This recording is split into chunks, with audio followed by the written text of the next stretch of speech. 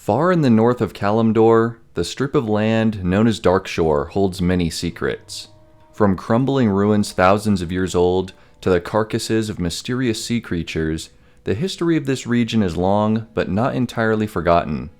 I recently quested through here on my Warlock for the first time in several years, and there was a quest line that stood out to me that I wanted to break down today: the mystery of the Red Crystal. East of Aberdeen, the main Night Elven settlement in Darkshore, lies an untamed evergreen wood that stretches throughout much of the zone. Striders, great cats, and other creatures wander the area, including a population of wildkin who reside in dens near the mountains. These owl beasts have become much more aggressive to travelers as of late, and the Council of Aberdeen has tasked the Elven Sentinels to deal with the threat.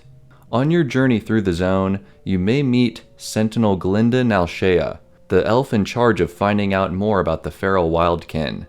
She explains that there are reports of a large red crystal on the eastern slopes, which may be responsible for driving the beasts into a frenzy. Trekking through the ancient wilds, you may spot something obviously out of place in the green-gray environment, a jagged red spike of rock at the base of the cliffs.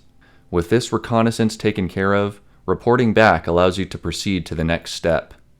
Water from the sacred Moonwell in Aberdeen may have the power to reveal the source of corruption within the crystal, and the Sentinel tasks you with returning to the crystal and learning more about it.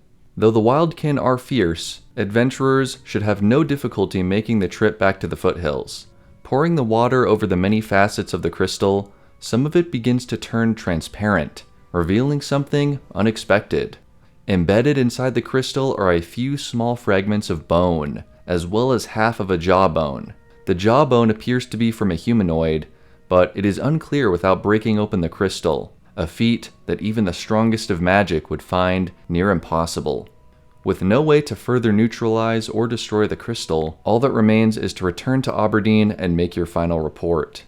This is the end of the quest line, and while you might have your chance to pick up a nice weapon upgrade, from a lore perspective, there's still a lot to unpack. So, where exactly did this red crystal come from, and what's with the pieces of bone?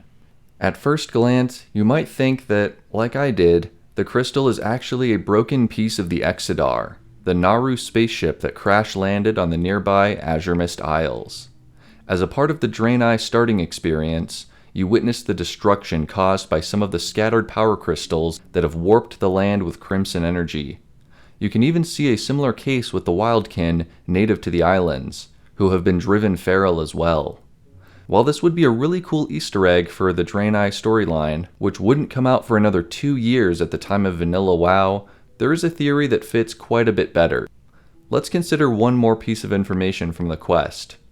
Above us, to the east, is Fellwood. If that crystal is tied to that place, as I suspect it is, then it could prove to be very dangerous. Fellwood, once the northern reaches of Ashenvale Forest, was a night elven wildland for thousands of years before it was scorched by demon fire during the Reign of Chaos. 4 years after the war, demons continue to find haven among the fell pools and sickly trees.